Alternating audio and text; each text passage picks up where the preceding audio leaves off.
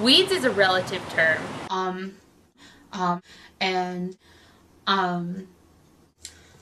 Alright.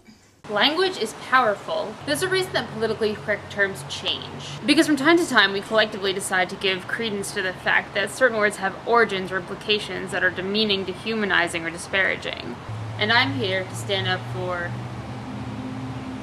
weeds? What do we mean when we say weeds? While gardening, this typically refers to any unwanted plant. But just because a plant is unintended doesn't mean it's unuseful. There are plenty of plants, while unfamiliar and unintended, could be of use if only you knew more about them. Many plants are edible.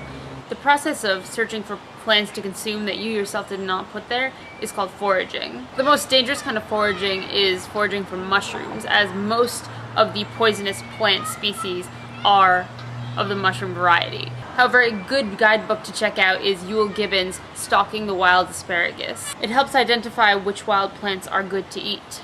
This is the lamb's quarters. It's actually quite nutritious. It's rich in vitamins A, C, phosphorus, calcium, and riboflavin. Magnesium, calcium, potassium, folate, lithium, and iron. Lamb's quarters can be eaten raw or steamed. Lamb's quarters has the flavor of spinach or chard with an earthy, mineral-rich taste. This is purslane. Purslane tastes like watercress or spinach. Purslane is great in salads, sandwiches, steamed, stir-fried, or pureed. It has more omega-3 fatty acids than any other plant source. Purslane is rich in vitamins A, B, C, and it has 6 times more vitamin E than spinach. It has 7 times the amount of beta-carotene as carrots. Chives, which are like scallions, are flavorful and often found in wonton soup. Chopped up.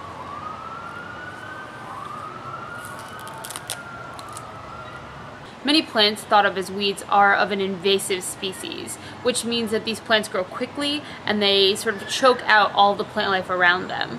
But some of my favorite plants are invasive species.